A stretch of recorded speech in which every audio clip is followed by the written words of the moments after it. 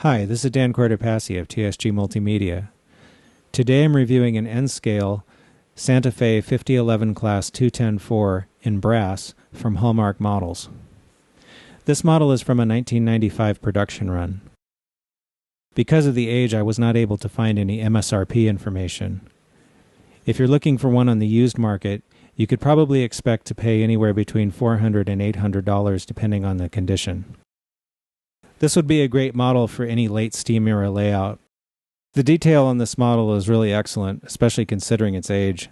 There's a lot of freestanding piping. I really like the detail on the side rods and the ladder near the second driver. I also like the freestanding railing along the boiler, which is something that a lot of older Nscale models didn't have. The paint is very crisp and even, and there aren't a lot of markings, but the markings that are there are very nicely done. One thing that's really neat is the side walkways on the engine actually have walkway tread, which is really cool for Nscale. The detail in the front of the locomotive is really good. It has a separate brass bell. The marker lights are pretty nicely done. The detail in the pilot is also really good. The engine has a dummy coupler in front, but it is removable with a screw, so it probably wouldn't be too much trouble to put a working coupler. Also, one thing that's neat about this engine is that the smokestack is actually movable, just like the real ones. I really like the detail on the top of the engine, especially the freestanding piping. The model does have an empty cab with a rudimentary cab interior. There's enough space in there that if you wanted to add more detail, you could. The detail on the end of the tender is really good.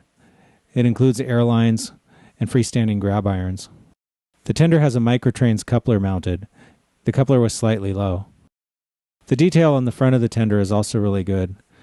I really like the very fine grab irons on the top, and there's also some tiny grab irons on the front.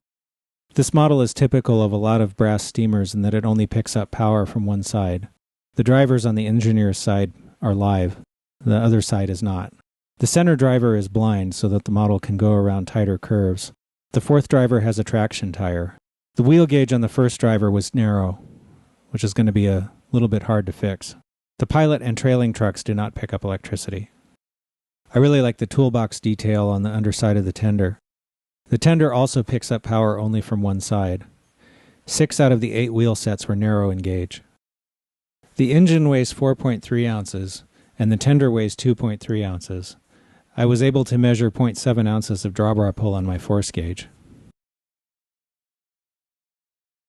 The operation is pretty smooth, fairly quiet, a little bit of gear noise, but not bad.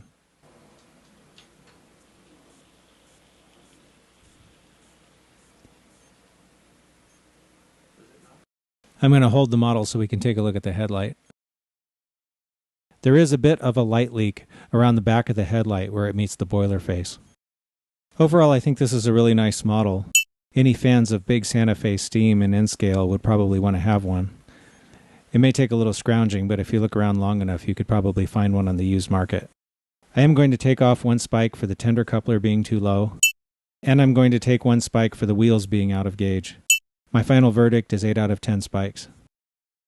If you or your company make a product that you'd like us to review, please drop us a line at reviews@tsgmultimedia.com.